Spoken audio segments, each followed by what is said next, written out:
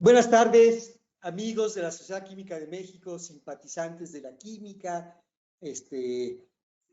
amantes de la química. Pues muchas saludos. Estamos empezando con nuestro webinar de este año, con el primero de este año del 2023. Entonces, pues bienvenidos. Muchas gracias, como siempre, de que estén ustedes con nosotros, de que estén atentos, de que nos sigan. Y bueno, fíjense que hoy, no cualquier cosa, con lo que vamos a empezar. Hoy vamos a hablar de los triunfos de Checo Pérez, que sí tienen mucha ciencia, la química en el automovilismo.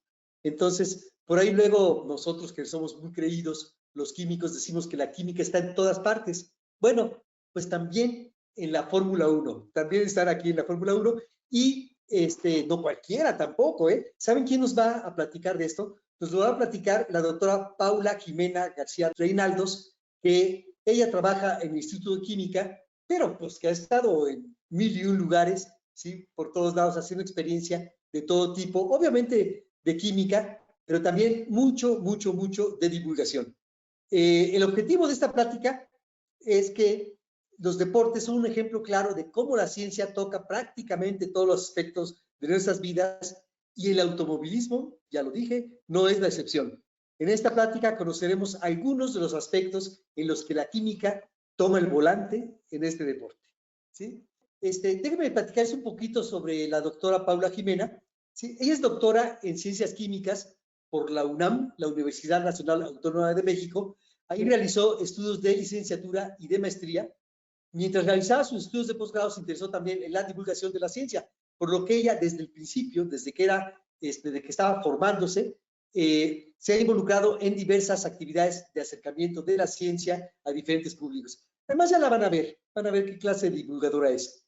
Trabajó 3 años como curadora de la exposición permanente de química en Universum, Museo de las Ciencias de la UNAM, y fue parte del equipo fundador de la Dirección de Comunicación de la Ciencia de la Universidad Veracruzana, o sea que metida en la divulgación siempre.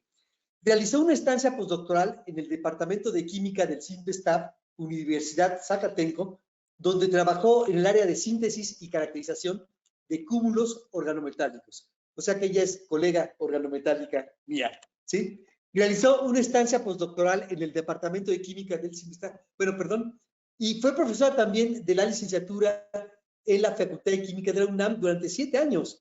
Y durante 5 años fue profesora de Ciencias Física y Química en una escuela secundaria de la Ciudad de México, ¿no? Entonces, dar clases en secundaria, no cualquier cosa. En 2021 participó con comentarios científicos para Claro Sports durante las transmisiones de las pruebas de atletismo de los Juegos Olímpicos Tokio 2020.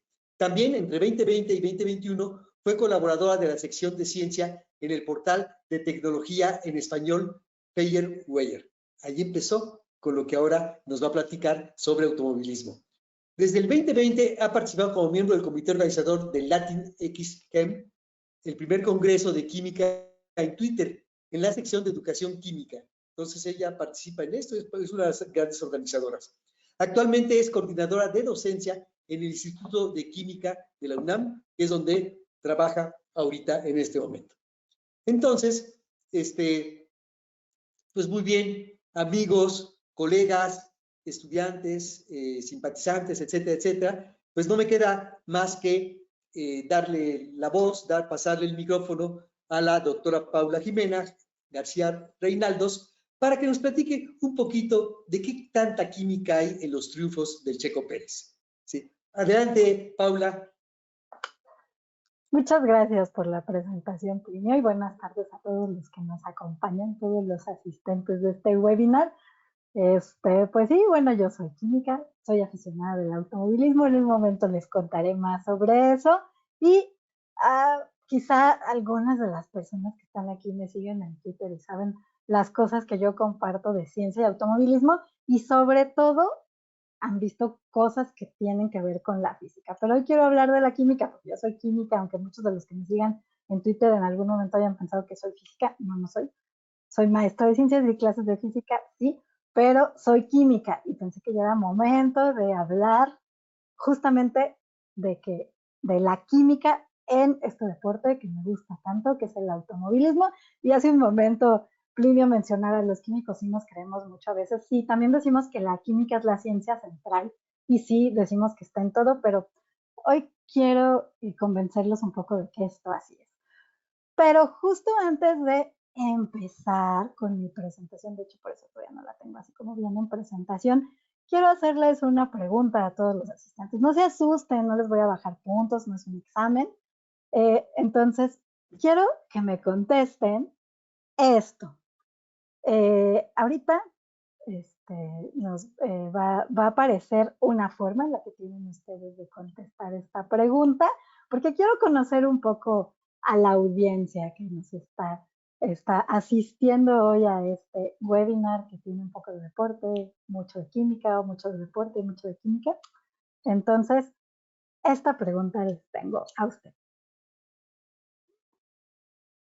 Y ahora pueden elegir ahí la opción, me parece, en sus pantallas. Sí, si quieres la leo, Paula. Ah, sí. Dice, Sí. elija la opción que Por mejor favor. describa la razón por la que asiste a este webinar. Seleccione una opción: docente, estudiante, fan del automovilismo o por curiosidad. Sí, muchas gracias. No importa si no son docentes de química o estudiantes de química, es así en general. Y bueno, la opción que mejor describa, porque igual son varias cosas a la vez. Para ustedes eligen. Claro.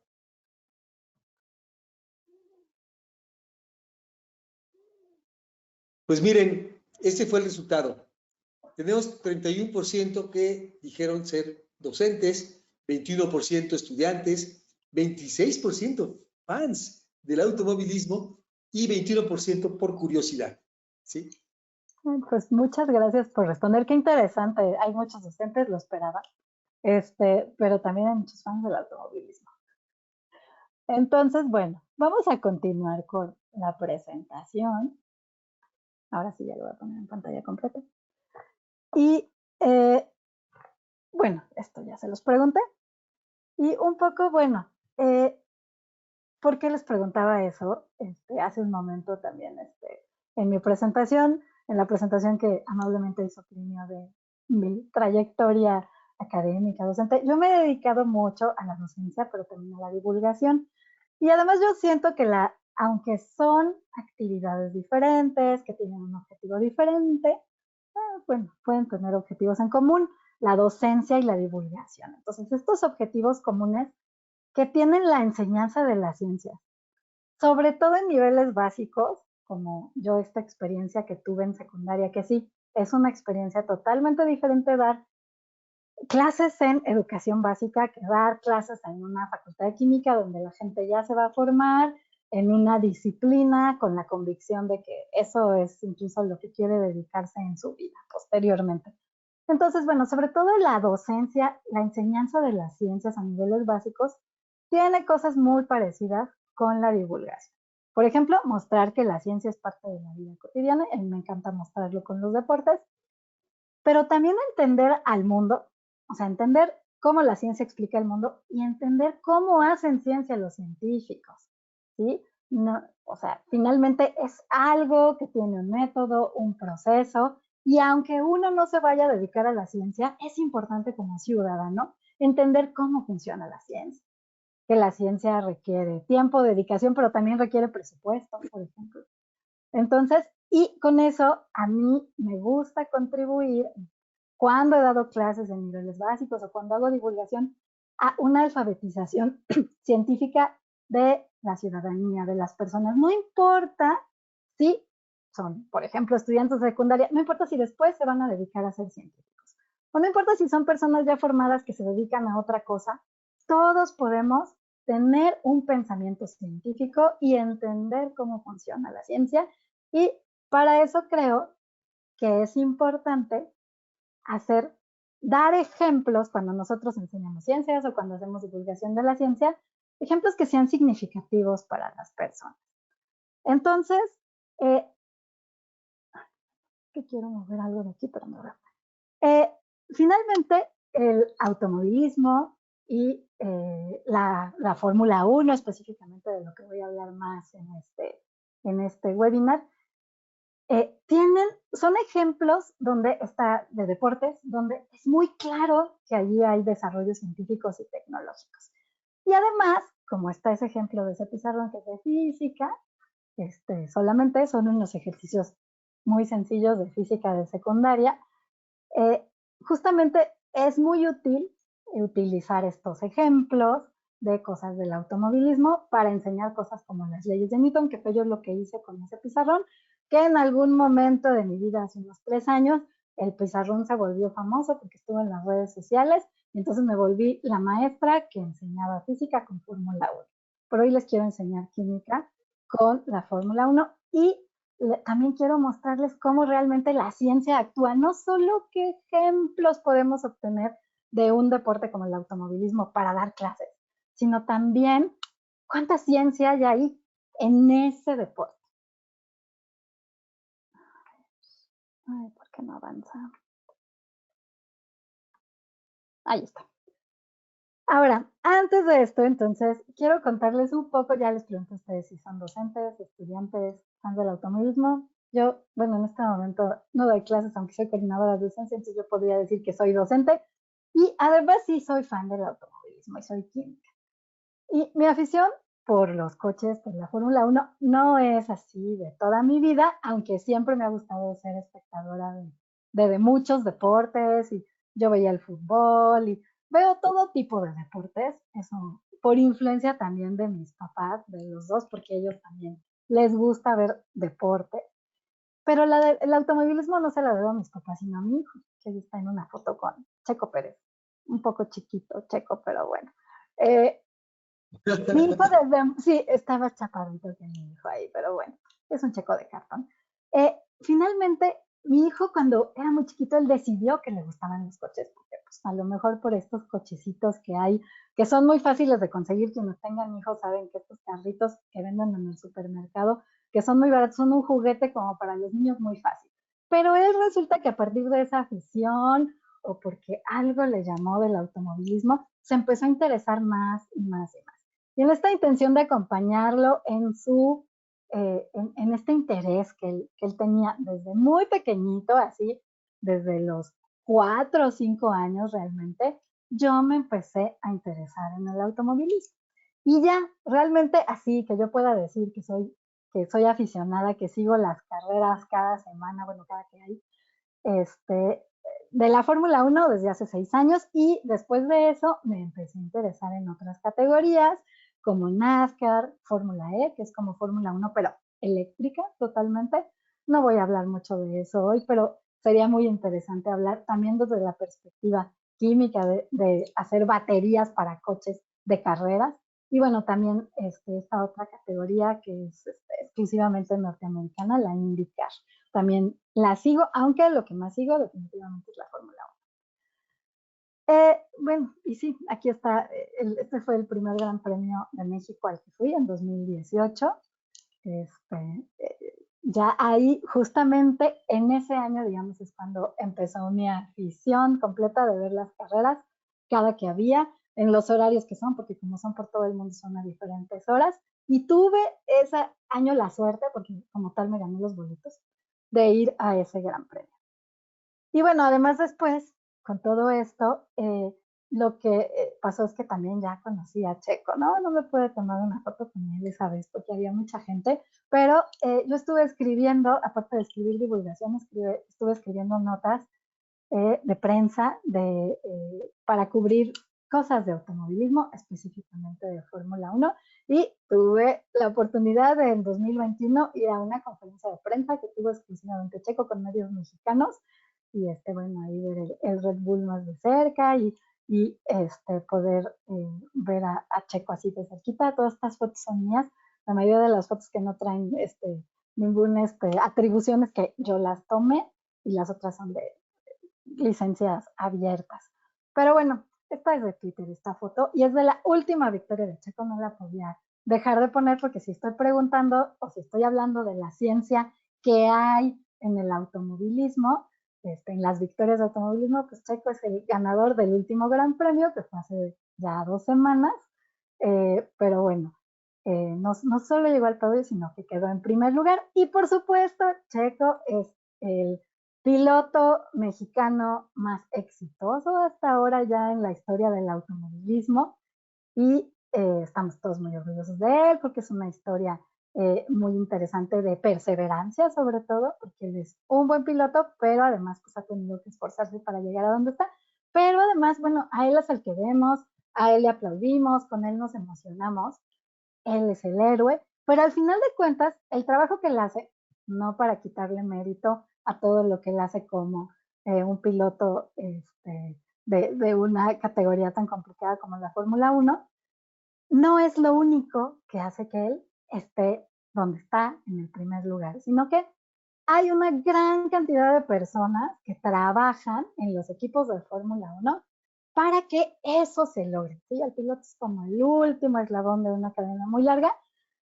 En un equipo de Fórmula 1 hay hasta más de 1,000 personas trabajando, dependiendo del presupuesto que tienen, dependiendo del tamaño del equipo, dependiendo de la cantidad de personas que tienen en el desarrollo. Y pueden hacer actividades de todo tipo, ¿no? Desde la parte de comunicación, que es muy importante, esto es un deporte, es muy mediático, lo ven en todo el mundo, tienen equipos de comunicación muy grandes para redes sociales, para notas de prensa, pero también tienen las personas que hacen, las que dan los servicios de comida, y por supuesto están los mecánicos, que son un poco a los que más vemos cuando están las carreras, pero los equipos que viajan, esta cantidad de personas no son la cantidad de personas que viajan a todas las carreras de los grandes premios que van por el mundo, esos son unos 70 tal vez en equipos grandes, pero todas las personas que trabajan en un equipo de Fórmula 1 pueden ser desde 300 hasta 1,200. Entonces, todas ellas, por supuesto, contribuyen a que un piloto o un equipo, porque en cada equipo hay 2 pilotos, sea ganador. Pero además es muy interesante que entre todas estas personas, esas 300 a 1,200 personas que hay químicos. Hay personas que tuvieron una formación profesional en química y que tienen un trabajo muy especializado, porque incluso esto lo pueden encontrar en esa página que ahí está en la cita abajo, de trabajos especializados en el automovilismo. Y tal cual uno es químico de combustible. Voy a hablar un poquito más adelante sobre los combustibles y las mezclas que se hacen, pero es interesante que casi para cada carrera se reformula el combustible, aunque es como una gasolina bastante común, ¿sí? Se parece bastante a la gasolina que usamos en los autos de la calle, pero sí tiene ciertas variaciones la composición, y quienes se dedican a hacer esas mezclas y hacer el análisis de los combustibles que van a usar en cada carrera son personas que son químicos, ¿sí? Que estudiaron química y que saben de todo esto de lo que voy a hablar ahora. Por supuesto, científicos de materiales que desarrollan nuevos materiales o sea, hay equipos de Fórmula 1 que tienen áreas de investigación y desarrollo. No creo que todos, porque el presupuesto no les debe dar para eso, pero sí debe haber varios de los más avanzados que tienen áreas, pueden ser pequeñas, de investigación y desarrollo, pero también lo que hacen es que los materiales que ya existen les tratan de dar usos novedosos a los que, para las aplicaciones que necesitan para la construcción de los autos. Obviamente, al ser un deporte que está regulado por una federación internacional, todo esto se hace dentro de ciertas reglas, pero pues es importante que quienes trabajen haciendo eso sepan de la composición de los materiales, de su resistencia, de sus características físicas, químicas, etcétera. Otra cosa que también otros químicos que trabajan en el automovilismo son especialistas en lubricantes, ¿no? Los autos tienen muchas partes móviles y necesitan lubricantes que además resistan temperaturas y todo el desgaste que hay en una carrera donde los coches pueden llegar a ir a más de 300 kilómetros por hora, ¿no? Entonces también son químicos que se dedican a formular estos aditivos que se le tienen que poner a los coches. Y bueno, esta parte de la dinámica de fluidos, podríamos pensar que son más ingenieros o que son más físicos, pero al final, y además sobre todo a lo que se dedican estos ingenieros en dinámica de fluidos, es hacer simulaciones para conocer el comportamiento del aire que circula alrededor de los autos, porque al final de cuentas, pues los autos de carreras cuando están en la pista, no nada más compiten con el de juntos, sino compiten con la resistencia del aire. Y cuando diseñan los coches, los ingenieros pueden probarlos en túneles de viento, donde pueden ver el comportamiento de los fluidos del aire alrededor del coche, pero también hay quienes se dedican a hacer simulaciones para conocer cómo se va a comportar el auto, un diseño de un auto que tengan pensado en un equipo para saber cuando ya estén las condiciones en el aire, en una carrera corriendo contra la resistencia del aire. Entonces, sí, hay científicos trabajando en equipos de Fórmula 1, ingenieros de diferentes, no nada más ingenieros automotrices, sino de diferentes perfiles trabajando en equipos de Fórmula 1. Y bueno, si estamos hablando de los triunfos de Checo o de cualquier otro piloto, obviamente yo me voy a enfocar más en Checo. Una de las cosas que necesitas, por supuesto el coche, pero ahorita ya iré a eso, necesitas unas buenas llantas, unos buenos neumáticos, ¿sí? Porque al final de cuentas, es lo que hace, bueno, tienes el motor, pero el coche no avanza si no tiene sus ruedas. Los neumáticos de Fórmula 1, así como los combustibles, la gasolina que usa un carro de Fórmula 1, es gasolina, a final de cuentas, como la que podemos ir a cargar a la gasolinería de la esquina, no idéntica, pero es gasolina. Tiene los mismos hidrocarburos en diferentes proporciones, pero los neumáticos también son parecidos, muy similares a la composición que tienen las ruedas que traemos en nuestros coches, las del autobús donde nos subimos, solamente que tienen que tener ciertas características especiales, porque un coche que va en la calle, no, sus llantas no tienen que resistir las mismas fuerzas de frenado o aceleración que tienen que resistir las llantas, los neumáticos de un carro de Fórmula 1. Y además también tienen un diferente propósito. Si ustedes tienen un coche, pues cuando le cambian los neumáticos, pues no quieren que se acaben después de irse a dar la vuelta por su casa o ir al súper. O sea, quieren que estos neumáticos les duren años, ¿sí? Normalmente las llantas para coches los coches normales pueden durar hasta 50,000 kilómetros. Entonces, eso es un uso muy exhaustivo, muy amplio de todos los días, además. En cambio, en un coche de Fórmula 1 no nos importa que esas llantas se acaben antes. Lo que queremos son ciertas características como, por ejemplo, maximizar el agarre. El agarre que al final de cuentas es esta característica que hace que los coches puedan acelerar, frenar y girar, que son cosas que hacen los coches de Fórmula 1. ¿Sí? No son coches nada más dando vueltas. En NASCAR sí nada más dan vueltas en un óvalo a veces, pero incluso es un poco más complejo que eso. Pero en Fórmula 1 las carreras son en circuitos que tienen muchas curvas, circuitos que son sinuosos, también tienen rectas y hay lugares donde van a tener que frenar, lugares donde van a tener que girar y los neumáticos no tienen que perder agarre porque si no, el coche pierde velocidad. Y justamente estos neumáticos, la foto anterior es de un neumático todavía más chiquito, son los que se usaban antes de 2022, porque son las fotos que le pude tomar al coche de Checo cuando lo pude ver en esa conferencia de prensa, pero ahora ya son un poco más grandes, bueno, bastante más grandes, antes eran de 13 pulgadas, ahora son de 18, pero al final de cuentas siguen teniendo esta clasificación. Ahora todos los neumáticos de todos los coches que hay en Fórmula 1, no importa de qué equipo, no importa si son de Checo o si son de Charles Leclerc de Ferrari o de Valtteri Bottas en Alfa Romeo, no importa, todos son de la misma marca que es Pirelli. Pirelli tiene un poquito más de 10 años siendo el proveedor exclusivo de neumáticos de Fórmula 1, pero además es para cada carrera y para cada condición. No es que como la gasolina, que cada carrera casi la pueden reformular, no. Aquí hay ciertos tipos de neumáticos que tienen que ver con cuánto van a durar, cuánto agarre van a tener y cuánto van a durar de cuántas vueltas. Y también tenemos neumáticos, bueno, tienen neumáticos exclusivos para cuando hay condiciones de pista mojada o está lloviendo.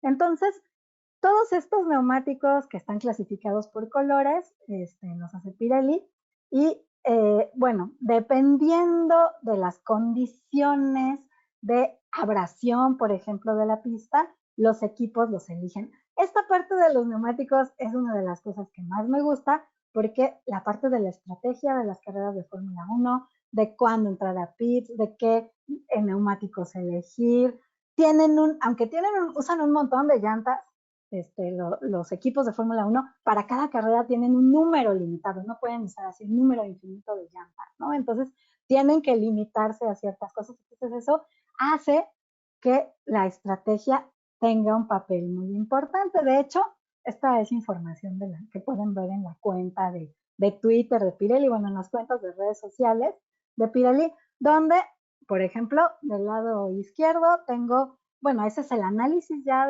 posterior a la carrera, ahí están los colores, nos indican qué neumáticos usaron cada uno de los pilotos y en qué vuelta los cambiaron. Y porque Pirelli hace una proyección de cuáles neumáticos son los mejores para esa carrera y como cuántas paradas en pits pueden tener. Entonces, es como un aproximado. Los equipos también hacen sus propias estrategias, considerando lo que ya saben, la información que tienen de la pista y lo que saben de los neumáticos, y entonces ellos van decidiendo en qué momento hacer estas paradas para cambiarlas. Y al final de cuentas, un neumático de Fórmula 1 no dura miles de kilómetros, sino menos de 100 incluso, menos de 100 kilómetros. ¿Pero de qué están hechos? Si ya les dije que se parecen a los neumáticos de la calle, bueno, tienen una composición general. Esta es bastante similar a las llantas de los coches normales. Tienen cauchos, porque hay diferentes tipos de estos materiales.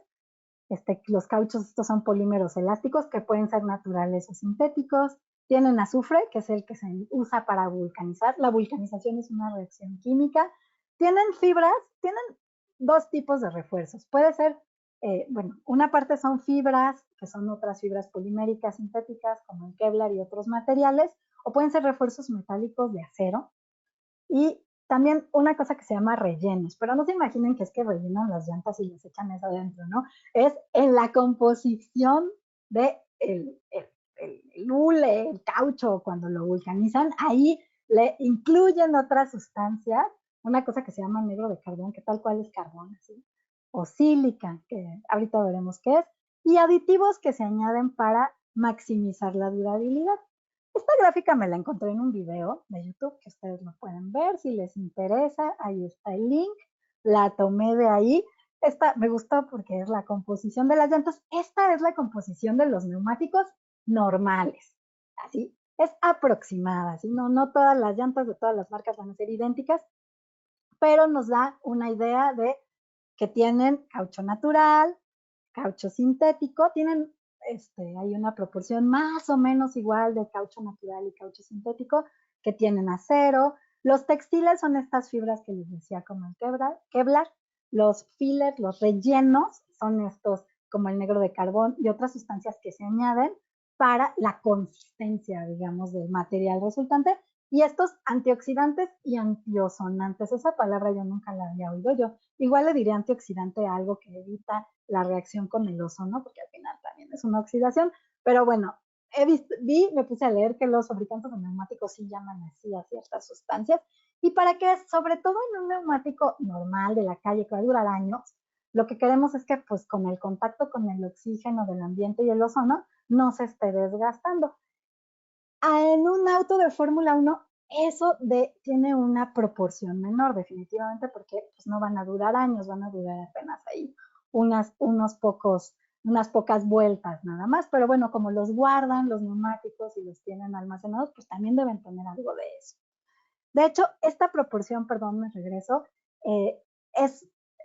por ejemplo, los polímeros sintéticos, se sabe que en las llantas que fabrican para Fórmula 1 tienen una mayor proporción, pero Esta composición que aquí es aproximada para los neumáticos normales, no la podemos saber así a ciencia cierta para los neumáticos Pirelli, porque son de esos secretos industriales que en este caso Pirelli guarda muy celosamente y no nos va a decir exactamente la composición ni de los neumáticos más blandos, ni los más duros, ni nada, pero es algo muy, muy similar a esto. Y ahora vamos a ver qué composición química, cuando decimos que hablamos del caucho natural, ¿de qué estamos hablando? El caucho natural es un polímero, que está ahí su estructura química. Un polímero es una molécula muy grande en la que hay una unidad que se repite muchas veces. Y esa unidad genera unas cadenas muy grandes o unas redes muy grandes de enlazadas ahí en este caso con enlaces de carbono que dan ciertas características al material, que si fuera solo una molécula más pequeña o con poquitos enlaces. Caucho natural, que es su nombre químico es el poliisopreno, porque lo que se repite son unidades de isopreno, se obtiene de árboles de la especie Hevea, que es su savia. Lo que sale ahí, ese líquido blanco que es viscoso, es el caucho.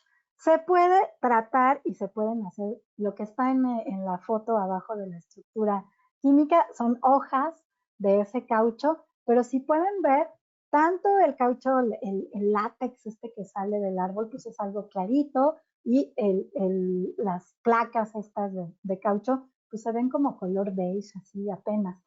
No tienen el color que tienen las llantas o los neumáticos de los coches. ¿Por qué? Pues porque las otras cosas que se le añaden son lo que le dan ese color y los procesos de tratamiento que se le dan, las reacciones químicas a las que se somete son lo que hacen que los neumáticos sean de color negro. No es el caucho natural, aunque sea uno de los componentes principales.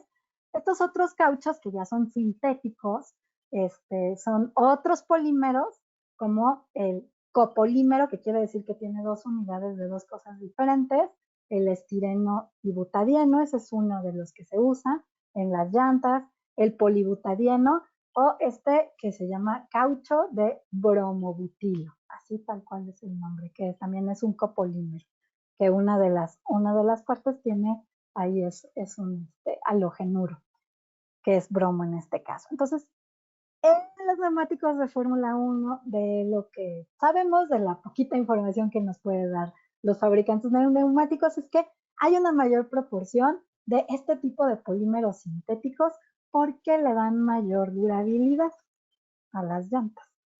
Pero además no están ahí nada más, sino que también las tenemos que hacer esta reacción química, que es una reacción con azufre, es la vulcanización. Hace rato, si se acuerdan de la estructura del poliisopreno, que es el caucho natural, que también se puede sintetizar en el laboratorio el poliisopreno, pero este caucho original, digamos, son solo cadenas seguidas de enlaces de carbono, que hay unos dobles enlaces por ahí, pero si añadimos azufre y lo hacemos reaccionar al poliisopreno con eso, se generan estructuras entrecruzadas. Si se fijan, hay cadenas ahí entre la verde y la azul, que están en la imagen. Ahí hay unos azufres que lo que están haciendo es que le dan una estructura más rígida, más estable al poliisopreno. Eso es lo que pasa en la vulcanización. ¿Sí? Cuando vamos a la vulcanizadora que nos arreglen un agujero que tenemos en la llanta, lo que hacen es hacer esa reacción química en nuestras llantas. Y hay ciertas sustancias que se pueden añadir para acelerar ese proceso que no es de sorprender, son compuestos que tienen azufre, que pueden ser compuestos orgánicos puramente como las tiureas, o pueden ser compuestos que tienen metales y azufre, como los ditiocarbamatos de zinc, que lo que hacen es que este proceso de vulcanización sea más rápido. Hace rato les mencionaba los rellenos y aditivos que se añaden a las llantas. Los rellenos, les digo, no es que le metan a la llanta, no es que la llanta adentro tenga puro carbón, no. Es que en la formulación del material que va a terminar siendo el neumático, además de hacer el proceso de vulcanización, se le pone, por ejemplo, negro de carbón, así se llama, que lo que es carbón, ahí está la foto, dióxido de silicio y algunas sales inorgánicas como carbonato de calcio, también encontré que sulfato de calcio.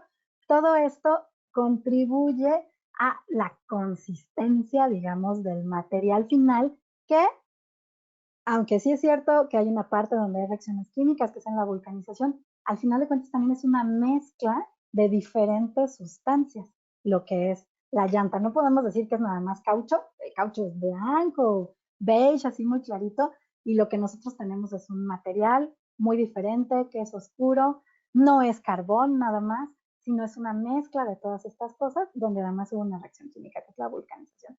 Y hablando de estos aditivos que encontré que usan en los neumáticos, estos antiozonantes, está este compuesto orgánico que tiene un nombre larguísimo, pero ese es se le conoce como 6-PTB, y ahí está la reacción con el ozono. ¿Sí? Lo que pasa es que en lugar de que se oxide todo el material del caucho, de la llanta, lo que tenga, lo que hace es que ese material, esa sustancia se oxida.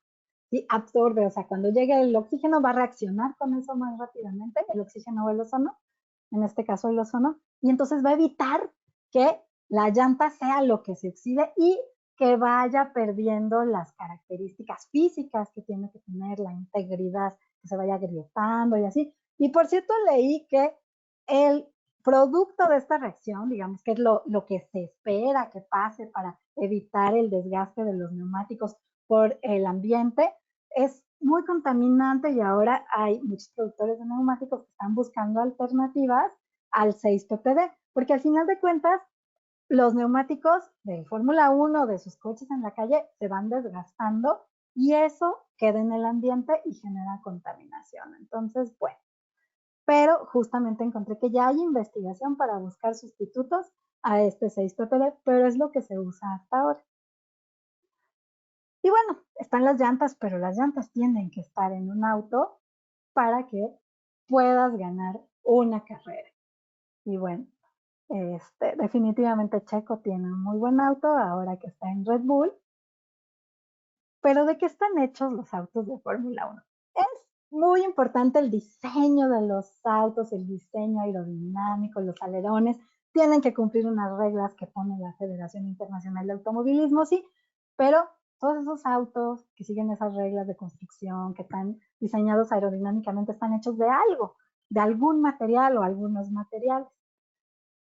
Bueno, el principal componente de los autos de Fórmula 1, la mayor parte de ellos es fibra de carbono. ¿Por qué? Pues porque un auto rápido, para que sea un auto muy rápido, tiene que ser ligero.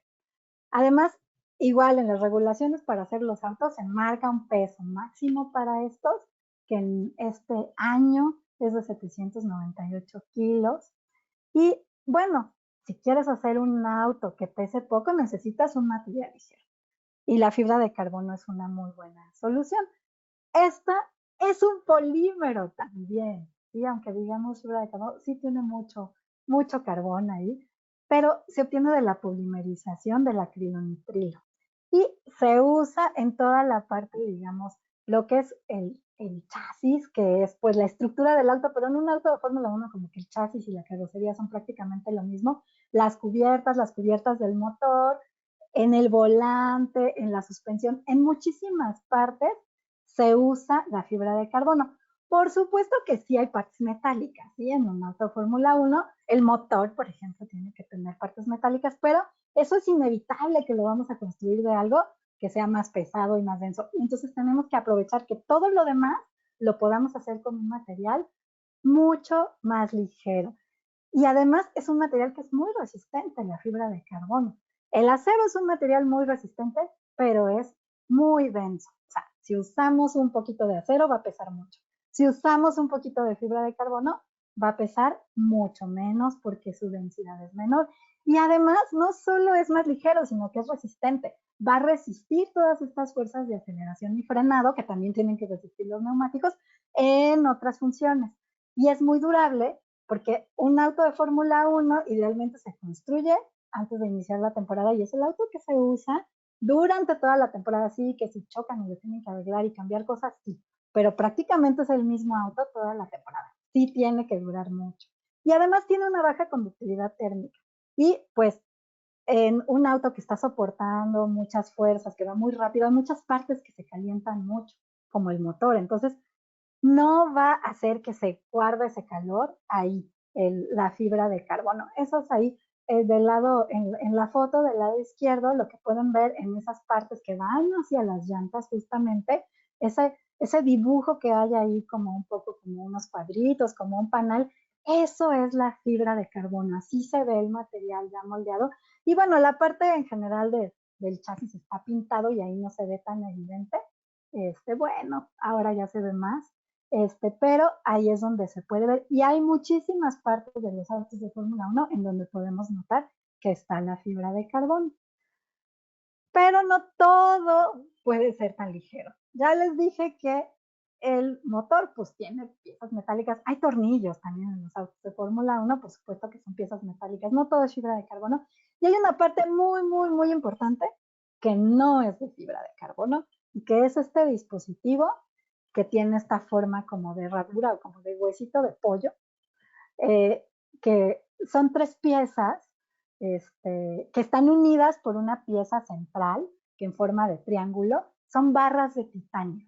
Esto es titanio, así, nada más puro. Bueno, está recubierto y pintado porque tienen que poner sus patrocinadores, porque la Fórmula 1 es un deporte muy caro y hacer estos autos y pagarle a todos los ingenieros y a los químicos y a los pilotos que trabajan en un equipo es carísimo y tienen que tener patrocinadores, pero esa barra que ven alrededor aquí de la cabeza de Charles Leclerc es de titanio. Y está hecho así porque es un dispositivo de seguridad. Y está así en la cabeza porque al final de cuentas, los autos de Fórmula 1 son monoplazas abiertos y entonces, pues la cabeza de los pilotos, antes de que estuviera el halo, estaba totalmente descubierta. Claro, tienen su casco, ¿sí? Pero si un auto pasaba por encima o pasaban otras cosas que sí sucedieron alguna vez, podía haber accidentes con consecuencias fatales que sí hubo. Entonces el halo tiene realmente poco tiempo que se implementó, menos de 10 años. Y este dispositivo sí es de titanio. Por supuesto, esto pesa más, esto añade un peso al auto que tienen que considerar cuando lo diseñan, pero tiene un peso aproximado de 10 kilos, nada más, pero sí es titanio. Y es muy importante por la seguridad, porque pues si queremos ganar carreras también necesitamos estar seguros. Sí necesitamos ir muy rápido, que nuestras llantas aguanten la carrera o por lo menos a la siguiente parada de pits. Pero también necesitamos que el auto sea ligero y rápido, pero necesitamos estar seguros. Y eso, ahí estaba el ejemplo del halo, pero además todos los materiales en los equipos de protección personal en los pilotos tienen que ver con desarrollos en química y en ciencia de materiales. Y sí, otra vez, muchos polímeros. ¿Sí? Este es el casco que Checo usó en el Gran Premio de México de 2021. Y además de que estén bonitos y otra vez si tengan los patrocinadores y los presentan en conferencias de prensa, tienen que ser resistentes a la deformación, a los golpes, que no se apachurren, que no se rompan, pero también tienen que ser resistentes al fuego. Los cascos tienen fibra de carbono, como esto con lo que está hecho todo el auto, pero también tienen otros materiales poliméricos como Nomex y Kevlar. Los trajes, los guantes, los zapatos también están hechos de este material polimérico que se llama Kevlar, que de hecho es una marca registrada de DuPont, igual que Nomex. El Kevlar es este polímero otra vez, es una unidad, una molécula que se repite muchas veces y hace una estructura muy grande, en este caso es como una red, son fibras, se pueden hacer pues cosas que son como textiles, como ropa. De hecho, el guante que trae ahí Stephanie Polek en su foto, donde está diciendo que le preguntemos sobre el Kevlar, es de Kevlar. Ella, esta química que trabajaba en DuPont en los 60s, que por cierto, ella estudió como química, pero ella pensando en que quería ser médico, y entró a trabajar a DuPont para juntar dinero para poder entrar a la escuela de medicina. Y al final de cuentas se quedó en DuPont y desarrolló uno de los polímeros más importantes que tenemos hasta ahora, que se usa en todos estos equipos de seguridad. Y una de sus características más importantes es que es resistente al fuego. El Nomex es un polímero muy similar, ¿sí? También fue desarrollada por DuPont, también fue desarrollada en esa época de los 60 y su uso en los equipos de protección en el automovilismo provino de muertes en incendios de pilotos en carreras en Indianápolis, en otra categoría que la de IndyCar en los 60. Es interesante y a veces triste pensar que pasaron muchos años que hubiera carreras de todo tipo y que realmente no se pensara en los equipos de protección personal que tenían que usar los pilotos. Pero bueno, hace rato comentaba yo con Pini antes de que empezara el webinar que pues los químicos también hubo un tiempo que no usábamos bates de laboratorio, ni lentes de seguridad, ni guantes. Entonces, esta historia de mejorar la seguridad en las profesiones no es exclusiva nada más del automovilismo, es de todas. Y qué bueno que ahora existen este tipo de materiales. El Nomex también es una fibra como el Kevlar y se puede usar para textiles, se puede usar para ropa. Estos trajes que usan los pilotos están hechos de este material que es resistente al fuego. Y qué bueno que es resistente al fuego. Estas son imágenes, son muy impresionantes. Yo ya sé el desenlace y aún así me siguen impresionando. Esto sucedió en el Gran Premio de Bahrein en 2020. Del lado arriba podemos ver del lado izquierdo la mitad de un auto y del lado derecho pasando esa barrera que se parece mucho a estas barreras que hay en las carreteras, que son como de metal así con onditas. Y luego hay un montón de fuego, pues ahí está la otra mitad de un auto. En la foto de abajo lo que vemos son los oficiales de pista, que son personas que están auxiliando en todos los grandes premios y existen en muchas categorías del automovilismo y, por ejemplo, tienen entrenamiento también para apagar incendios como bomberos, entrenamiento médico, tienen diferentes funciones. Ahí parece que no están haciendo nada con sus dos pequeños extinguidores y ese enorme fuego que hay ahí y están tratando de apagar la otra mitad del auto que fue la que se incendió de esa forma tan impresionante. Estas son fotos de ese auto, de la mitad delantera de ese auto, como quedó después de ese accidente. Estas son fotos de una exhibición que hay de la Fórmula 1 que está en Madrid. Empezó esa exhibición en este mes de marzo y pueden ver fotos de lo que hay. Hay un Twitter de esa exhibición y también hay gente que va a la exhibición y que pone las fotos. Son muy impresionantes. La pintura del auto ya es inexistente. Se pueden dar cuenta que ahí está el halo, este dispositivo que hay arriba de la cabeza de los pilotos sigue ahí entero porque pues, el titanio también resiste el fuego, pero si pueden ver todo lo demás está pues, prácticamente carbonizado. Todavía en la foto del lado izquierdo, todavía medio se distingue este dibujito que tiene la fibra de carbono. Ahí sí se esfuerzan mucho y su pantalla es grande, tal vez lo puedan ver y si no luego buscan fotos. Bueno, todo eso pasó en 2020 y le sucedió a este piloto que está saliendo ahí de las llamas. Estos oficiales de pista, cuando estaban apuntando el extinguidor al fuego, no querían apagar el fuego, sabían que no lo iban a apagar con los extinguidores. Le estaban haciendo espacio a él para que saliera. Y bueno, él está vivo y está bien. Esta foto es de meses después del accidente, yo creo que es como de enero de 2021. Él está vivo, está bien, puede seguir corriendo carreras, ya no corre en Fórmula 1, pero sigue siendo piloto de automovilismo.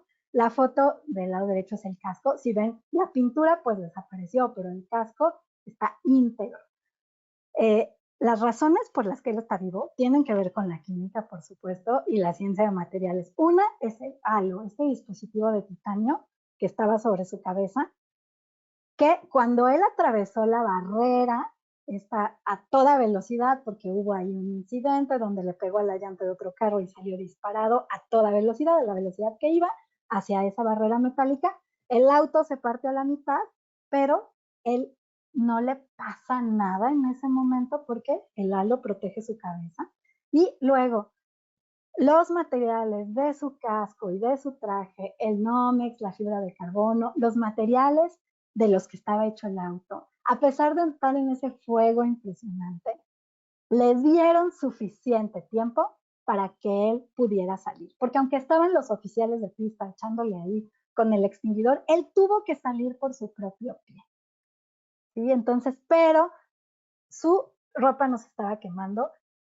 El único lugar donde tuvo ciertas quemaduras fue en sus manos, ahí se ve una de sus manos vendada, de hecho tuvo que tener rehabilitación y una cirugía porque el material de los guantes no tenía una resistencia al fuego tan larga como tenían las demás cosas. Pero de hecho, después de esto, la Federación Internacional de Automovilismo aumentó las regulaciones de tiempo para que los guantes y los zapatos de los pilotos fueran resistentes al fuego por más tiempo.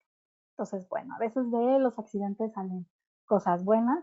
Y bueno, lo mejor de todo es que Romain Grosjean, que es un piloto francés, está vivo, ahí está con su hija. Él corre ahora en IndyCar, que muchos pilotos lo consideran un deporte muy peligroso, un automovilismo muy peligroso, pero también tiene muchas regulaciones de seguridad, tiene cosas un poco diferentes, pero igual, usan Nomex, los autos también tienen fibra de carbono, también tienen acero y titanio en partes donde tienen que ser más resistentes y pues bueno, al final, él por ejemplo en IndyCar no ha ganado ninguna carrera, ni ganó una carrera en Fórmula 1, pero al final de cuentas creo que ganó algo muy preciado y nos da un ejemplo muy conmovedor, pero además muy importante de cómo estos desarrollos de la química, de los materiales, salvan vidas y ayudan a que los pilotos ganen carreras. Yo quería hablar de muchísimas cosas más, pero cuando estaba haciendo la presentación me di cuenta que no me iba a dar tiempo, así que de forma muy rápida, otras cosas donde la química tiene que ver en el automovilismo, en el combustible. Les decía, el combustible en Fórmula 1 es muy similar a una gasolina premium con un octanaje alto. Un octanaje es este rendimiento que nos da el combustible, ¿sí? Que es de 95, es como, pues sí, como una gasolina premium, de 95 a 102 octanos, que así le decimos, que antes se relacionaba con el contenido de uno de los hidrocarburos, que es el octano en la gasolina, pero en realidad ahora es como una medida de la eficiencia. Las baterías. Los autos de Fórmula 1 no son eléctricos, pero son híbridos y necesitan baterías, donde almacenan energía que recuperan del movimiento, como los autos híbridos comunes, comerciales. ¿Sí? Y bueno, además, si nos vamos a otras categorías del automovilismo, el desarrollo, toda la química de baterías, hay un premio Nobel sobre eso, que es como de 2019, me parece, que tiene que ver con las baterías de litio, que son las que usamos en nuestros celulares también. También se usan para categorías del automovilismo completamente eléctricas, como es la Fórmula E o, bueno, en los autos de Fórmula 1. Y ahora hay un movimiento en el automovilismo, en el caso de la Fórmula 1 y en general de la Federación Internacional de Automovilismo, que es esto de net zero, buscar ser más sustentable y que aunque se utilicen combustibles fósiles o que producen emisiones de dióxido de carbono, se busca que se reduzcan y pues que haya muchas menos emisiones. Su meta es el 2030, como en muchas metas estas ambientales que tienen que ver con las emisiones. O, por ejemplo, reciclar los neumáticos, porque hacer llantas, hacer neumáticos también es algo que contamina mucho, pero es muy difícil, sobre todo si quieres unos neumáticos de muy alto rendimiento, reciclar los anteriores no te va a dar un material con las mismas características que un material nuevo. Pero hay, por ejemplo, químicos en áreas de investigación y desarrollo que tienen que ver con neumáticos que están buscando formas, por ejemplo, de desvulcanizar el caucho para obtener otra vez el material inicial, digamos, y poder hacer otra vez llantas como si fuera la primera vez, no nada más derretirlas y hacer otras llantas que no saldría igual. Entonces, hay muchísimas cosas en donde la química tiene que ver en el automovilismo.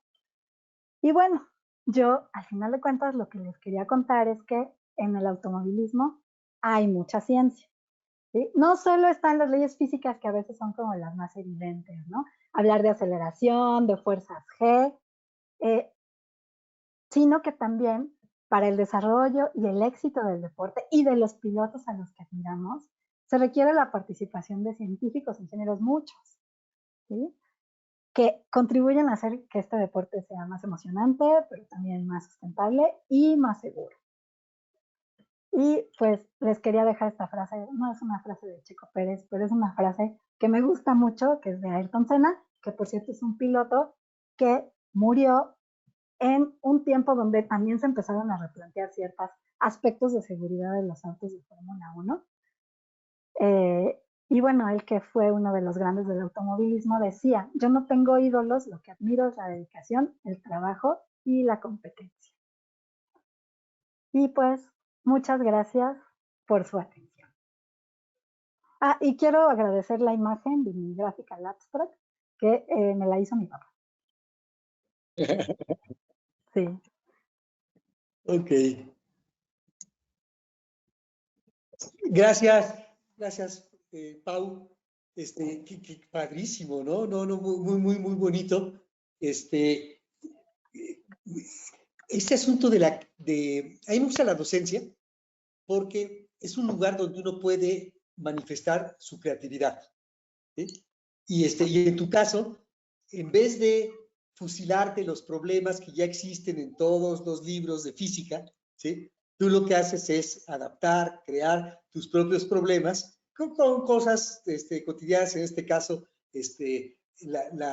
la masa, el peso de Checo Pérez, ¿no? A partir de la masa, etcétera, etcétera. Entonces, estás muy bien.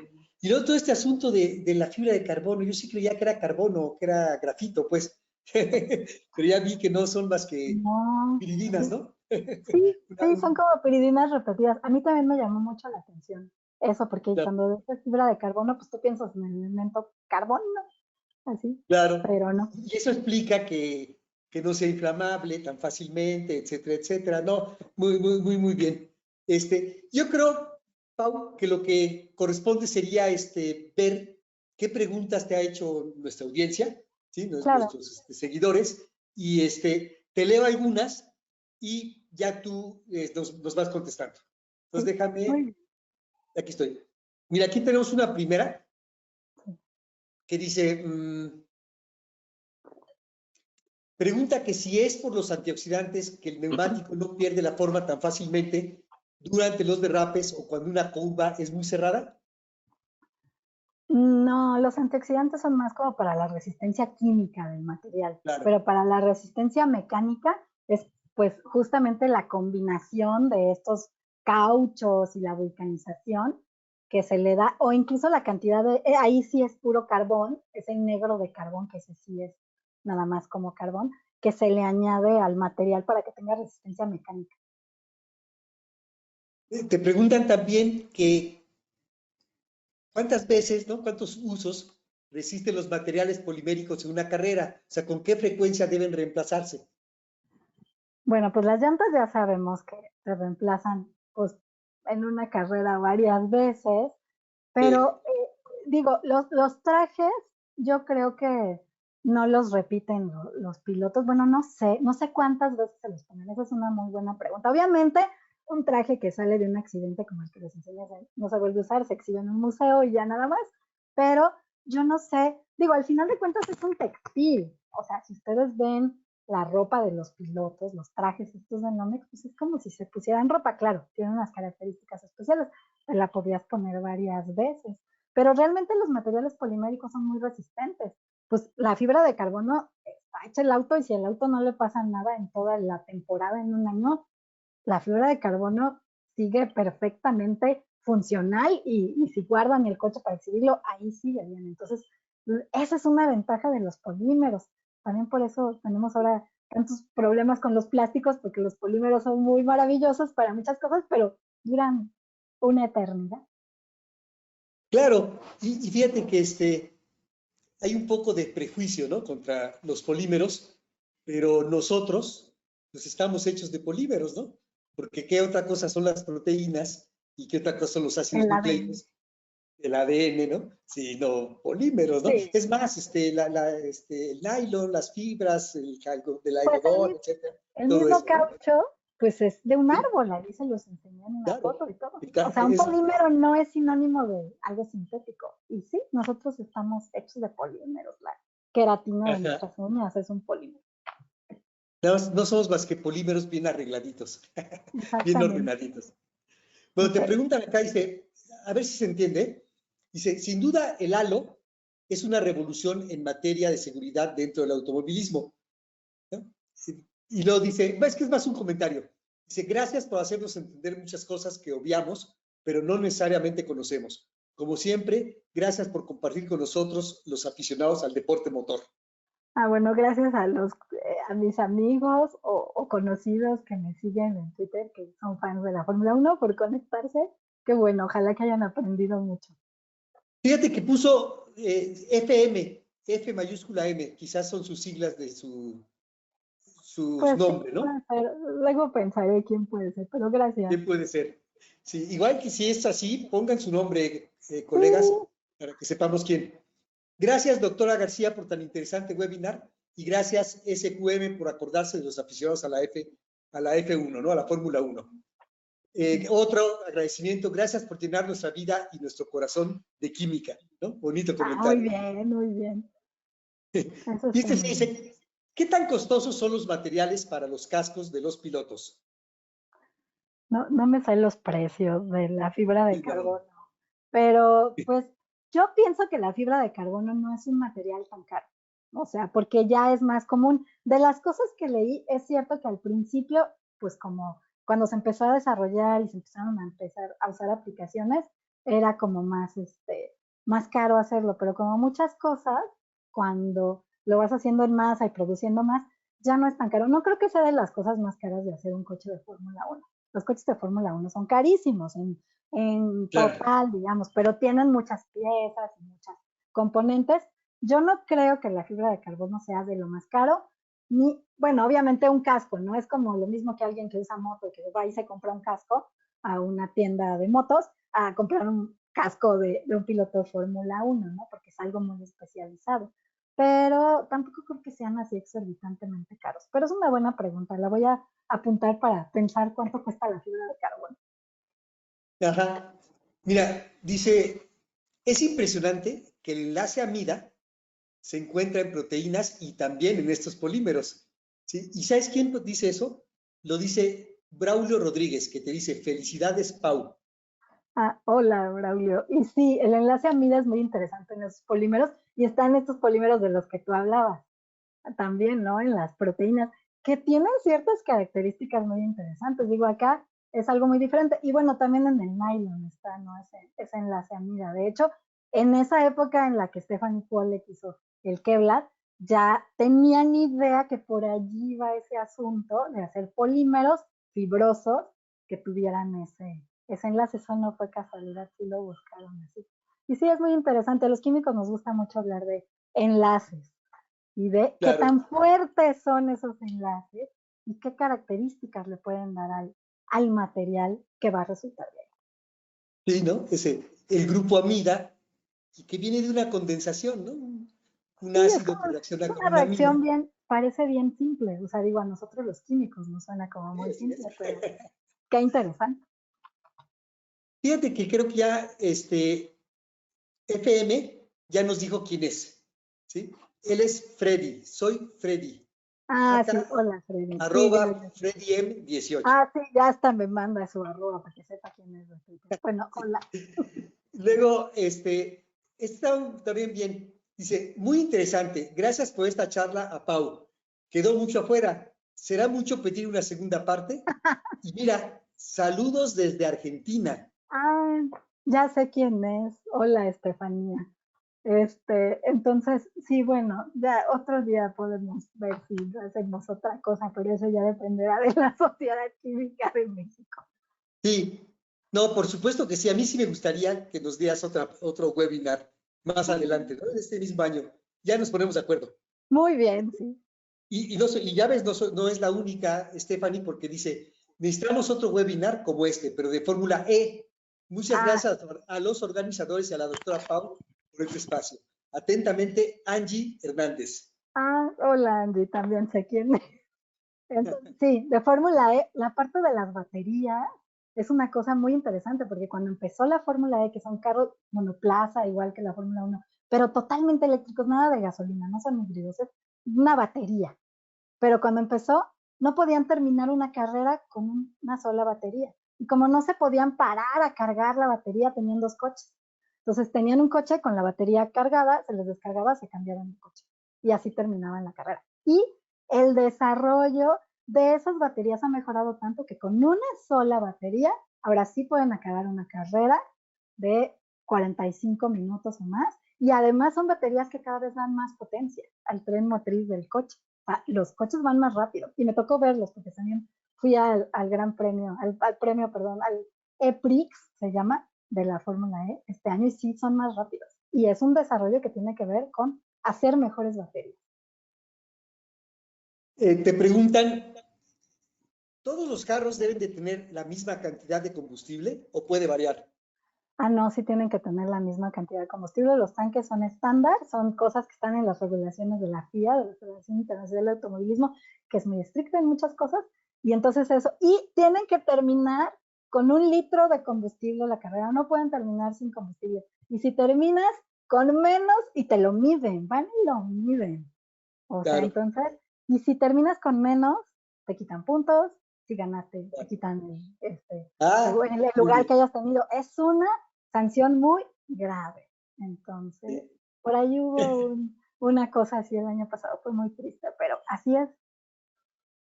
Muy bien. Y la última, no es cierto, hay 2 más. Esta es una aportación de Freddy, que nos contesta algo que nos habían preguntado antes. Dice, los cascos profesionales de NASCAR cuestan entre $1,300 y hasta $3,500. Okay, Los de F1 están por arriba de los $25,000. Sí, los de F1 son carísimos. Y NASCAR es otro deporte que ha tenido muchas, aunque es un deporte que no está regulado internacionalmente, es solo de Estados Unidos, también ha tenido muchas mejoras en seguridad. De todos los, también usan Nomex o trajes similares, los cascos, aunque como es un auto que es cerrado, el de NASCAR, ahí también son diferentes las situaciones de seguridad, a lo mejor por eso los cascos son más baratos, no sé. Sí, preguntan, ¿crees que en algún momento la Fórmula E llegue a superar a la Fórmula 1? Saludos de la Facultad de Ingeniería UNAM. Hola, Facultad de Ingeniería UNAM.